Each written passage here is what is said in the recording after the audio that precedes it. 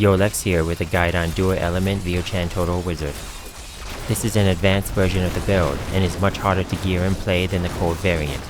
If it's your first time playing Vyr Chantodo, be sure to check out my guides on the beginner version of the build. This video will be showing a Greater Rift 136 run, done with a non-seasonal character to avoid being carried by Season 21's theme. The first floor starts with grotesque and ravenous dead on a festering woods map. Low health enemies with high density are especially good for this build to gain Archon stacks. Chantodo's Wave of Destruction uses your highest elemental damage. The dual element build switches between fire and lightning damage to benefit from convention of elements for 8 seconds. In order to do this, both elemental roles are used between amulet and bracers, with lightning damage being higher than fire. This causes Wave of Destruction to be lightning damage by default. Then Flame Blades is used to increase fire damage over lightning, switching Wave of Destruction's element. Let's break down the rotation. Spam Explosive Blast to keep the buff up from Orb of Infinite Death. Also spam Flame Blades for up to 30% more fire damage, making it the highest elemental damage. Cast the last Flame Blade 1 second before Convention of Elements cold phase is over.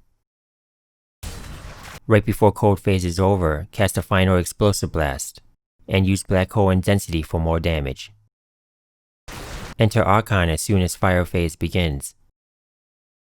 The first 4 Wave of Destructions will be fire damage since the Flame Blades buff is still active.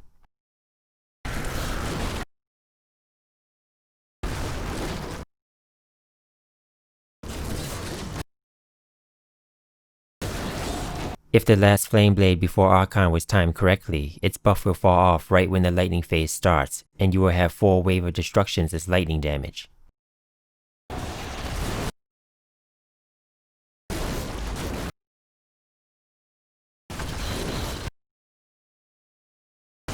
Eight seconds into Archon, you'll no longer have an active Convention of Elements buff, or 2 overlapping Archon stacks, greatly reducing your damage. This is a good time to move and drag enemies. Archon is started every other fire phase, making it a 32-second rotation. Enough cooldown needs to be stacked for Archon to be ready. The bare minimum cooldown reduction is 68.24%, which is usually all sources used except for Amulet, and gives Archon a cooldown of 31.76 seconds. This only leaves a 0.24 second window between Archon being ready and activated. Falling behind on the timing will require you to skip the next rotation in order to reset. In this run I used the extra cooldown reduction roll on the Amulet. I highly recommend playing with the max possible cooldown reduction. The timing will be much easier and you can recover up to 2.78 seconds if you fall behind. Check the D3 planner for all the build details and variants. There's nothing wrong with using the pure cold variant if this build is too complicated. Dual element is only needed to squeeze out a bit of extra damage for the highest leaderboard pushes. Overall, I think Chantodo is lacking damage. In Season 19's patch, Chantodo's damage was nerfed by 43%. Right now, Wizard is the weakest class for solo pushing, so reverting this nerf would bring them more in line with other classes. Avoid moving around too much leading up to Archon to gain more damage from the Endless Walk set bonus.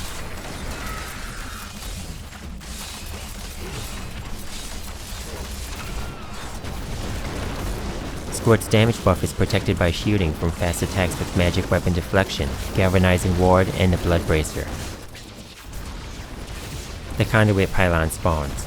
I dive to the end of the map to find 2 more yellow elites to drag back. You'll be extremely squishy when coming out of Archon before having any Orb of Infinite Death stacks. Start Explosive Blast right away. You need to get close enough to an enemy for it to hit, so use Black Hole to survive. The slow time bubble cast outside of Archon and the bubble activated during Archon stack, doubling the benefit of either Time Warp or Exhaustion runes.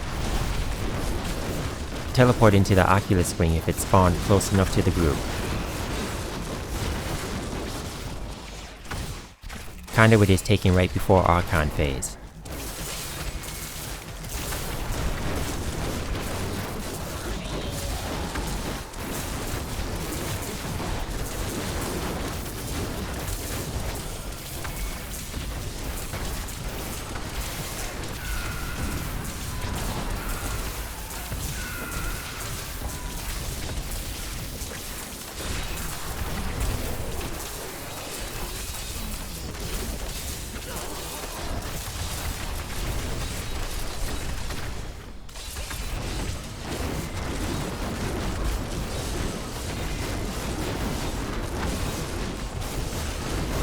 One elite barely survives, forcing me to stay another rotation.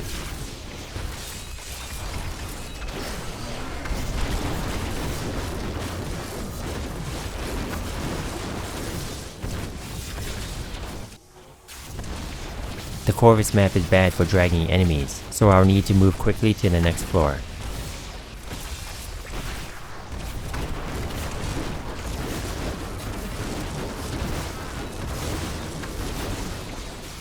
Try to teleport as far as possible before stopping to kill large groups of trash.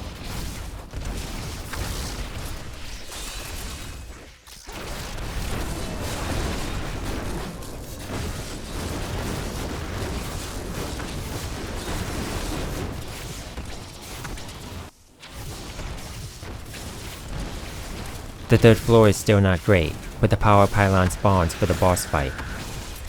I focus on killing trash for the remaining progress.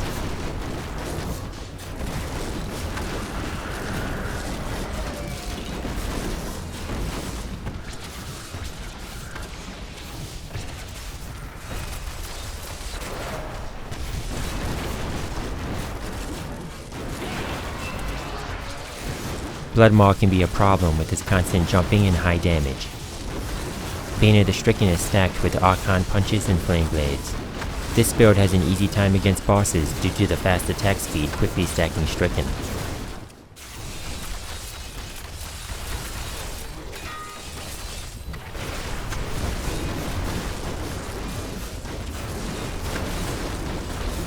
Please like the video if this helped or you enjoyed the run, and don't forget to subscribe for more content. I'll be releasing more pushes and guides for other classes. You can also check out my recent pushes with Spirit Barrage and Hydra. Feel free to stop by the live stream to chat or see what I'm working on. There's only enough time for one last Archon phase, so the power is taken.